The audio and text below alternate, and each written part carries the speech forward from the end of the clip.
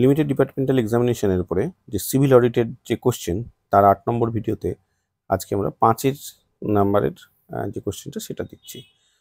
5 এতে নাম্বারে যেটা ছিল 2021 সালে সেটা হচ্ছে যে which type of conditions are to be fulfilled in case of transfer grant and packaging charged.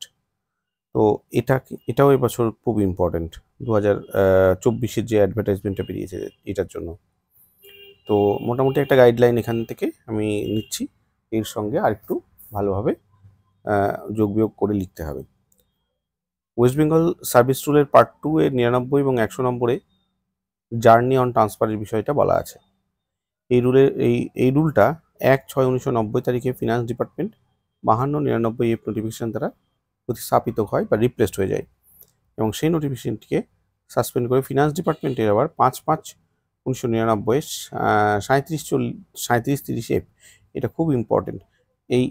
এই বিশেষ করে এই মানে যদি কোনো ট্রাভেলিং অ্যালাউন্স টিএবিল সংক্রান্ত কোনো মানে ট্রাভেলিং অ্যালাউন্স সংক্রান্ত কোনো প্রশ্ন পড়ে তাহলে এই রুলটা কিন্তু অবশ্যই লেটেস্ট যেটা রুল এরপরে আর কিন্তু অ্যামেন্ডমেন্ট হয়নি এবং এই নাম্বারটা এবং এই 5/5/1999 এইটা মনে রাখার কিন্তু খুব দরকার। এই নম্বরের বেসিসেই কিন্তু এখনো পর্যন্ত টিএবিলগুলো চলছে। নম্বর নোটিফিকেশন এটা লিখতে হবে পরীক্ষায় পড়লে। নোটিফিকেশনের মাধ্যমে কি বলছে যে classification of government employees in pay range এটা প্রকাশ করেছিল, এটার মাধ্যম দিয়ে ক্লাসিফিকেশন করেছিল। এই নিয়মটি বর্তমান সময় পর্যন্ত কার্যকর আছে। এই নিয়মগুলি অনুসারে এখানে স্থানান্তরের জন্য এককালীন অনুদান, ট্রান্সফার গ্র্যান্টে এবং প্যাকিং অ্যালাউন্সের হারগুলো এইভাবে দেওয়া ছিল। এবার 16,400 এবং তারও উপরে যাদের বেতন ছিল সেই সময় 5/5/1999 1998 সালের যে রূপা সেই অনুসারে 16,400 এর উপরে যে বেতন ছিল সেই অনুসারে এককালীন যে অনুদান সেটা ছিল 2250 টাকা আর প্যাকেজিং অ্যালাউন্স ছিল 1500 টাকা। তাহলে এই দুটো যোগ করে তারা 3750 টাকা এটা তারা পেত। এবার 8,000-এর উপরে কিন্তু 16,400 কম এরকম যদি হয় তাহলে 1800 টাকা আর 1200 টাকা এটা হচ্ছে তাদের প্যাকেজিং অ্যালাউন্স ছিল। 6,500-র উপরে কিন্তু 8,000 টাকার কম 1350 আর 900 টাকা। 4,100-র উপরে কিন্তু 6,500-র কম 900 টাকা 675 টাকা। আর 4,100-র নিচে যারা আছে তাদের জন্য হচ্ছে 675 আর প্যাকেজিং অ্যালাউন্সও ছিল 675। এই হচ্ছে প্যাকেজিং অ্যালাউন্স। এবার এখন এটার সাথে করসপন্ডেন্স কি আছে সেটা যদি দেখতে চাই তাহলে এটা 98 থেকে যখন হয় কি বলে রূপা 2009 হয় তখন এটা 1.86 দিয়ে গুণ হয়েছিল। তারপরে আবার যখন এটা 2019-এ হয় তখন আবার 2.57 দিয়ে গুণ হয়েছিল। তার মানে এখন বর্তমানের রেশিওতে এই রেসপেক্টে এইগুলো বেতনগুলো কত দেখতে গেলে এইভাবে গুণ করে এটাকে কিন্তু বার করতে হবে। এখানে এটাকে কেটে দিই। এই বিধান অনুযায়ী প্যাকেজিং অ্যালাউন্সের সম্পর্কে নিম্নলিখিত বিষয়গুলো বলা আছে। 1 নম্বরে বলছে প্যাকেজিং অ্যালাউন্সের প্রকৃতি কীরকম হবে। প্যাকেজিং অ্যালাউন্সে একটি নির্দিষ্ট পরিমাণের এককালীন অনুদান যা নির্দিষ্ট হারে দেওয়া হবে ব্যক্তিগত জিনিসপত্রের প্যাকেজিং রসিদ দেখানোর প্রয়োজন ছাড়াই এটা মঞ্জুর করা হবে। এইটা হচ্ছে ট্যাগলাইন, ব্যক্তিগত জিনিসপত্রের প্যাকেজিং রসিদ দেখানোর প্রয়োজন ছাড়াই এটি মঞ্জুর করা যেতে পারে। যে কোনো পরিমাণ মালপত্রের ক্ষেত্রে প্রযোজ্য। কর্মকর্তা কিছু পরিমাণ মালপত্র বহন করেছে প্যাকেজিং অ্যালাউন্স পাওয়ার যোগ্য হবে। মানে দেখা যাচ্ছে মাত্র একটা চিনিয়ে চলে এসছে তাহলেও কিন্তু সে এই প্যাকেজিং অ্যালাউন্সটা পাবে।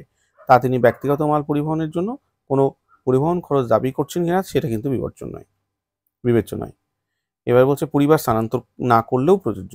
যদি কর্মকর্তা তার পরিবার স্থানান্তর না করেন তবে শুধু ব্যক্তিগত জিনিসপত্র স্থানান্তর করলেও কিন্তু প্যাকেজিং অ্যালাউন্স পাওয়ার যোগ্য হবে। অল্পমাত্র মাল বহন করলেও সম্পূর্ণ অ্যালাউন্সটাই প্রযোজ্য। কর্মকর্তা যদি সামান্য পরিমাণ ব্যক্তিগত মাল পরিবহন করেন তবুও পুরো প্যাকেজিং অ্যালাউন্সটা পাবেন। পরিস্থিতি অনুযায়ী পুরো এককালীন স্থানান্তর অনুদান এবং প্যাকেজিং অ্যালাউন্স কীরকম বলছে। পুরো এককালীন স্থানান্তর অনুদান এবং প্যাকেজিং অ্যালাউন্স পাওয়া যাবে শুধুমাত্র সেই ক্ষেত্রে যাদের স্থানান্তরের ফলে বাসস্থান পরিবর্তন হয়েছে এবং নতুন স্টেশন ও পুরনো স্টেশনের মধ্যে 20 কিলোমিটার বা তার বেশি দূরত্ব অবস্থিত। এটা হচ্ছে এই যে কোশ্চেনটার ট্যাগলাইন।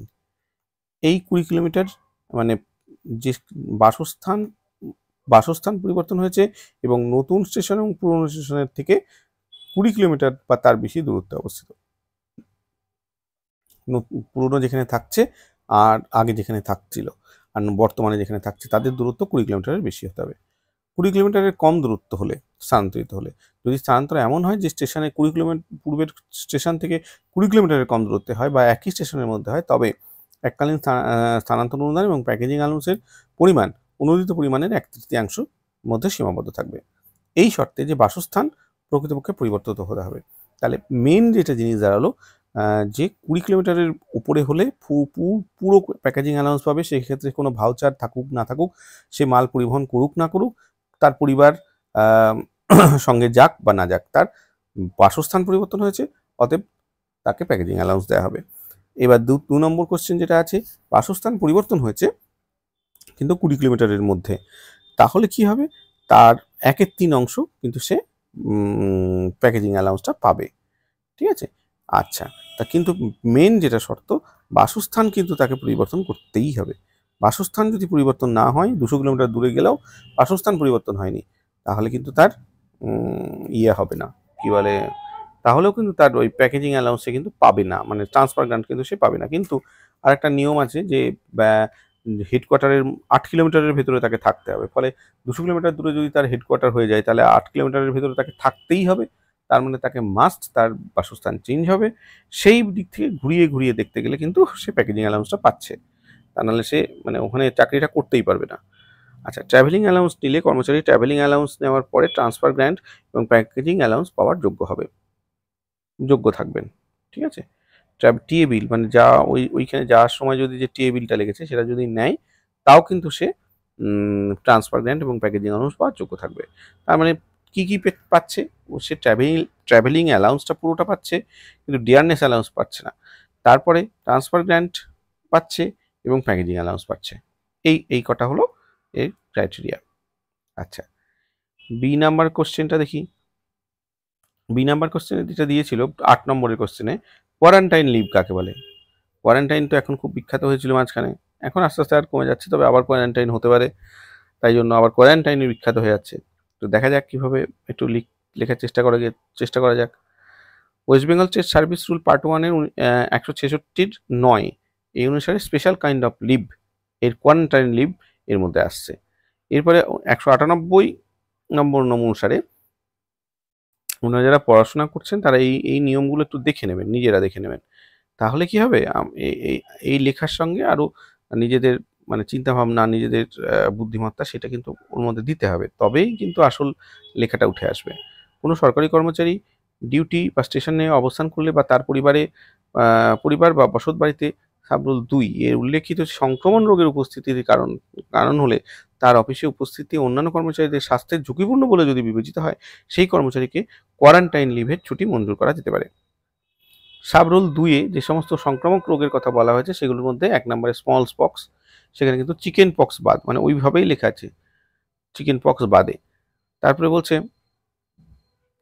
আমার মনে আমি উচ্চারণ করতে পারছি না, যাই হোক, এই একটা ফিভার, প্লেগ, তারপরে কি সব লিখেছে, তারপরে টাইফাস এটা একটা আছে, তারপরে এসব কি একটা রোগ বলছে, তারপরে ডিসেন্ট্রি একটা লিখেছে, এটা আমি বুঝতে পারলাম, কি একটা রোগ, টাইফয়েড ফিভার যেটা আবার ব্র্যাকেটে দেওয়া আছে, মাল্টা ফিভার, তারপরে প্যারাথাইরয়েড ফিভার, এছাড়া এইগুলো তো ছিলই। এবার করোনা যখন হয়ে গেল তখন আবার 18/11/2020 তারিখে ফিনান্স ডিপার্টমেন্টে 3230F1 এই নম্বর নোটিফিকেশনের মাধ্যমে সার্স, মার্স, কোভিড-19, অ্যাভিয়ান ইনফ্লুয়েঞ্জা মানে H5N1 যেটাকে আমরা মানে পরিচিত আর কি, তারপরে নোভেল ইনফ্লুয়েঞ্জা, আর এটা ক্রিমেন কঙ্গো কি একটা লিখেছে সেই ফিভার, এই সবগুলো একটি রোগের ক্ষেত্রে এখানে তালিকায় কিন্তু এসেছে। এই ক্ষেত্রে গভর্নমেন্ট হসপিটাল, মিউনিসিপ্যালিটি হসপিটাল বা ডিসপেন্সারি এই রোগগুলো সাপেক্ষে একটা সার্টিফিকেট থাকলে সাধারণ ক্ষেত্রে 21 দিন আর বিশেষ ক্ষেত্রে 30 দিন পর্যন্ত কিন্তু ছুটি পাওয়া যায়। যাতে অফিস বা দপ্তরের অন্য কোনো কর্মচারীদের সংস্পর্শজনিত কারণে এই রোগ ছড়িয়ে না পড়ে, তাই ওই কর্মচারীকে অন ডিউটি বা কর্মরত অবস্থাতেই বাড়িতে থাকার অনুমতি দেওয়া হয়। এই ছুটি একটানা 30 দিন পর্যন্ত দেওয়া যায়, কিন্তু তার বেশি দিন হলে ওই অতিরিক্ত দিনগুলি অন্য কোনো ছুটির সঙ্গে কেটে নেওয়া যেতে পারে। কোয়ারেন্টাইন লিভ মোটামুটি এই কোয়ারেন্টাইন লিভ সম্পর্কে মোটামুটি এই প্রভিশনগুলো রয়েছে। এখানে কিছু বিশেষ দ্রষ্টব্যের কথা বলা হয়েছে। মানে এই কোশ্চেনটা তো পড়েছে, এই লিভের না স্পেশাল কাইন্ড অফ লিভের বেশ কয়েকটা স্পেশাল কাইন্ড অফ লিভ আছে, ওইগুলো আর কি বলতে চাইছি, বিশেষ দ্রষ্টব্যের মধ্যে দিয়ে আমি দেখিয়ে দিচ্ছি, যাতে অন্যান্য কোশ্চেনগুলো পড়লেও উত্তরগুলো মানে করা যায়। কোয়ারেন্টাইন লিভ তো পড়েছে আর পড়ার সম্ভাবনা কম আছে। West Bengal service rule part 1-এর ওই যে বললাম না 166 এই অনুসারে স্পেশাল কাইন্ড অফ লিভগুলোর মধ্যে special disability leave, study leave, quarantine leave, maternity leave, hospital leave, special sick leave, leave to survey parties, আর special casual leave to sportsman and to the delegates attending the conference of annual general meeting of employees association and এগুলো আছে, এবং casual leave আছে। এইগুলো হচ্ছে special kind of leave বলছে। তাহলে special disability লিভটা জিনিসটা কি? রুল 150 অনুসারে বিশেষ অক্ষমতাজনিত ছুটি, বিশেষ অক্ষমতা ছুটি প্রশাসনিক বিভাগের সচিব দ্বারা, এটা কিন্তু ভালো করে মনে রাখতে হবে, কে দিতে পারছে? প্রশাসনিক বিভাগের সচিবদের দ্বারা দেওয়া যেতে পারে, তবে এর জন্য কিছু মানদণ্ড পূরণ করতে হবে। অন্যত্র নিয়মে যেগুলো অন্য জায়গায় আছে। সচিবদের এই ছুটি দেওয়ার আগে ব্যক্তিগতভাবে সন্তুষ্ট হতে হবে যে সমস্ত শর্ত পূরণ করা হয়েছে, এবং সেই বিষয়টি লিখিতভাবে নথিভুক্ত করতে হবে, মানে তার সার্ভিস বুকে লিখতে হবে। তারপরে আসছে স্টাডি লিভ। স্টাডি লিভটা কোথায় আছে না অ্যাপেন্ডিক্স 4। এই অনুসারে সরকারি কর্মচারীদের শিক্ষা ছুটির জন্য কিছু শর্ত রয়েছে। এই শর্তাবলী অনুযায়ী সরকারের সার্বিক প্রয়োজনে নজর রেখে কর্মচারীকে পশ্চিমবঙ্গ বা ভারতের বাইরে উচ্চশিক্ষা বা বিশেষায়িত প্রশিক্ষণের জন্য ছুটি দেওয়া যেতে পারে। এই প্রশিক্ষণ অবশ্যই তার কর্মক্ষেত্রের সাথে সরাসরি এবং ঘনিষ্ঠভাবে সম্পর্কিত হওয়া প্রয়োজন। শিক্ষা ছুটির শর্তাবলী। ছুটি দেওয়ার শর্ত হলো সরকারি কর্মচারীদের কাজের প্রয়োজন অনুযায়ী উচ্চশিক্ষা বা প্রশিক্ষণের জন্য শিক্ষার জন্য ছুটি নেওয়া যেতে পারে। এই ছুটি পশ্চিমবঙ্গ বা ভারতের বাইরের যে কোনো জায়গায় দেওয়া যেতে পারে। ছুটির কারণ কি? চাকরির সাথে সম্পর্কিত, প্রশিক্ষণ বা অধ্যয়ন সফরের জন্য ছুটি দেওয়া যাবে। যদি সরকারের স্বার্থে উপকারী হয় তবে দেওয়া যাবে। প্রশাসনের পরিপ্রেক্ষিত নিয়ে অধ্যয়নের জন্য ছুটি দেওয়া যাবে, তবে কর্মচারীকে ফিরে এসে একটি পূর্ণ প্রতিবেদন জমা দিতে হবে। এমন কোনো বিষয়ে ছুটি আবেদন করা যাবে না যা সরকার সরাসরি কাজের সঙ্গে সম্পর্কিত নয়, কিন্তু কর্মচারীর মেধা এবং সক্ষমতা বৃদ্ধি করতে পারে। ছুটি দেওয়ার শর্তাবলী কি? ছুটি আবেদন করতে হবে কর্তৃপক্ষের কাছে, যা সরকারের স্বার্থে উপকারী হতে হবে। বিদেশে ছুটি নিলে বিদেশে যাওয়ার জন্য অর্থ ছাড়পত্রের অনুমতি প্রয়োজন। 5 বছরের কম কাজ করা কর্মচারীদের এবং অবসর গ্রহণের সময়সীমার মধ্যে থাকা সাধারণত কর্মচারীদের ছুটি দেওয়া হয় না। ছুটির সীমা কিরকম? সাধারণত 12 মাস এবং সার্বিকভাবে 24 মাস ছুটি নেওয়া যেতে পারে। ছুটির আবেদন কিভাবে করতে হয়? আবেদন করতে হবে উপযুক্ত চ্যানেলের মাধ্যমে। পড়াশোনা এবং বিস্তারিত তথ্য উল্লেখ করতে হবে। ছুটির অনুমোদন কি করে হবে? অফিস প্রধান মানে হেড অফ দ্য অফিস থেকে একটি রিপোর্ট সংগ্রহ করতে হবে, এবং অন্যান্য বিভাগের অনুমোদন নিতে হবে। ছুটির সময়ের বেতন। বিদেশি শিক্ষার সময় পূর্ণ বেতন পাবেন, কিন্তু ভারতের মধ্যে মানে প্রাপ্তিতে কিছু শর্তের উপরে নির্ভর করছে। সেই শর্তগুলো অ্যাকচুয়ালি দেখে নিতে হবে। এগুলো এত বড় করে লিখতে গেলে তো এই সারাদিন লিখেই শেষ করতে পারতাম না। 8 নম্বরে বলছে ছুটি এবং অন্যান্য ছুটি একত্রে। শিক্ষা ছুটি অন্য ছুটির সাথে মিলিয়ে নেওয়া যেতে পারে, তবে সর্বাধিক 28 মাসের বেশি কখনোই ছুটি নেওয়া যাবে না। এবার স্পেশাল যে লিভগুলো আছে সেগুলোর মধ্যে ম্যাটারনিটি লিভ পড়ছে। 199 এর 1 থেকে 4 এই নিয়ম অনুসারে একজন মহিলা সরকারি কর্মচারীকে মাতৃত্বকালীন ছুটি মঞ্জুর করা যেতে পারে, যা 90 দিন পর্যন্ত প্রযোজ্য হবে। পরে ফিনান্স ডিপার্টমেন্টের 14/2/2011 তারিখের 1146P এই নম্বর নোটিফিকেশনের মাধ্যমে ছুটির পরিমাণটাকে বাড়িয়ে 180 দিন করে দেওয়া হয়েছে, এবং এই সময়কালে তিনি অর্জিত ছুটির সমানই বেতন পাবেন। 2 নম্বরে বলছে গর্ভস্রাবের ক্ষেত্রে নিম্নলিখিত শর্তাবলীর ভিত্তিতে মাতৃত্বকালীন ছুটি মঞ্জুর করা যেতে পারে। ছুটির মেয়াদ 6 সপ্তাহের বেশি হবে না। গ্রুপ এ কর্মচারীদের ক্ষেত্রে অনুমোদিত চিকিৎসকদের সার্টিফিকেট এবং অন্যান্য কর্মচারীদের ক্ষেত্রে নিবন্ধিত চিকিৎসকদের সার্টিফিকেট সহ ছুটির আবেদন জমা করতে হবে। 3 মাতৃত্বকালীন ছুটির জন্য অন্য কোনো ধরনের ছুটির সাথে যুক্ত করা যেতে পারে। নিয়ম বিতে বলছে 173 নিয়ম 173 এর বিধান সত্ত্বেও মাতৃত্বকালীন ছুটির ধারাবাহিকতায় সর্বাধিক 60 দিনের জন্য যে কোনো ধরনের ছুটি, যেমন কমিউটেড ছুটি, চিকিৎসা সনদ ছাড়াই মঞ্জুর করা যেতে পারে। উপরোক্ত নিয়ম 3 ধারা বি অনুযায়ী মঞ্জুর করা ছুটির ধারাবাহিকতায় ও ছুটি মঞ্জুর করা যেতে পারে। ঠিক আছে, এবার বলছে হসপিটাল লিভ। হসপিটাল লিভ কি বলছে? 200 থেকে 204 এই এই অনুসারে হাসপাতাল ছুটি বিশেষ কিছু ঝুঁকিপূর্ণ দায়িত্ব নিয়োজিত সরকারি কর্মচারীদের জন্য প্রযোজ্য হয়, যাদের অসুস্থতা বা আঘাতের কারণে মঞ্জুর করা হয়। এই ছুটি পেতে হলে অসুস্থতা বা আঘাত তাদের দায়িত্ব বা পালনকারীর ঝুঁকির ফলাফল হতে হবে। একটা কোনো দায়িত্ব পালন করতে গিয়ে আঘাত লেগে গেছে, সেই জন্য হতে হবে, তবেই হসপিটাল লিভ দেবে। এটি সংশ্লিষ্ট কর্তৃপক্ষের অনুমোদনের প্রয়োজন, যেমন বন বিভাগের অধীনের কর্মচারী, ল্যাব বা মেশিন পরিচালনায় কর্মরত কর্মচারী, দমকল বিভাগের ড্রাইভার এবং অন্যান্য কিছু নির্দিষ্ট পদে নিযুক্ত কর্মচারীদের জন্য এই সুবিধা প্রযোজ্য। পুলিশের কিছু বিশেষ পদ, যেমন সহকারী উপপরিদর্শক ও সংশোধনাগারের কর্মীদের যদি পুলিশ বা সংশোধনাগার হাসপাতাল থেকে চিকিৎসা নেওয়ার প্রয়োজন হয়, তবে এই সুবিধা কিন্তু পাওয়া যাবে। তবে তাদের আচরণগত সমস্যার কারণে অসুস্থতা হলে সেটা কিন্তু প্রযোজ্য হবে না। হাসপাতাল ছুটি হসপিটাল লিভ মূলত ছুটির হিসাব থেকে বাদ দেওয়া হয় এবং অন্যান্য ছুটির সঙ্গে মিলিত করা যেতে পারে, তবে মেয়াদ সর্বোচ্চ 28 মাসের বেশি হবে না, মধ্যে সীমাবদ্ধ থাকবে। এই ছুটির ক্ষেত্রে পূর্ণ বেতন, অর্ধবেতনে ছুটি অনুমোদিত হতে পারে, কিন্তু কর্মচারী শ্রমিক ক্ষতিপূরণ আইন 1923 অনুযায়ী কোনো সুবিধা পেলে সেই পরিমাণ কমিয়ে দেওয়া হবে। সরকারি কর্মচারীদের হাসপাতাল ছুটির ক্ষেত্রে অসুস্থতা যদি যৌন রোগের কারণে হয়, তবে বিশেষ কিছু শর্তে এই ছুটি দেওয়া হবে। তাদের জন্য হাসপাতাল ছুটি তখনই প্রযোজ্য হবে যখন তারা স্বেচ্ছায় চিকিৎসা নিতে এগিয়ে আসবে এবং রোগটি গোপন করবার চেষ্টা করবে না। ছুটির মেয়াদ সর্বাধিক 3 মাসের জন্য পূর্ণ বেতন এবং 3 বছরের মধ্যে মোট 3 মাসের বেশি এই ছুটি গ্রহণ করা যাবে না। এছাড়া হাসপাতাল ছুটি এবং অন্যান্য ছুটি মধ্যে মিলিত হলে সব মিলিয়ে ছুটির মেয়াদ 28 মাসের মধ্যে সীমাবদ্ধ থাকবে। স্বাস্থ্যসেবা পাওয়ার সময় কর্মচারীকে উভয় পদের প্রয়োজনীয়তা মেনে চলতে হবে এবং হাসপাতাল থেকে চিকিৎসা নেওয়ার আগে কর্তৃপক্ষের অনুমোদন নিতে হবে। এবার স্পেশাল সিক লিভ 205 নম্বর অনুসারে সরকারি জাহাজে একজন সরকারি কর্মচারী যিনি অফিসার, ওয়ারেন্ট অফিসার বা পেটি অফিসার হিসেবে কর্মরত যদি অসুস্থতা বা চোটের জন্য চিকিৎসাধীন হন, তখন তাকে বিশেষ অসুস্থতার ছুটি বা স্পেশাল সিক লিভ দেওয়া যেতে পারে। এই ছুটি সর্বাধিক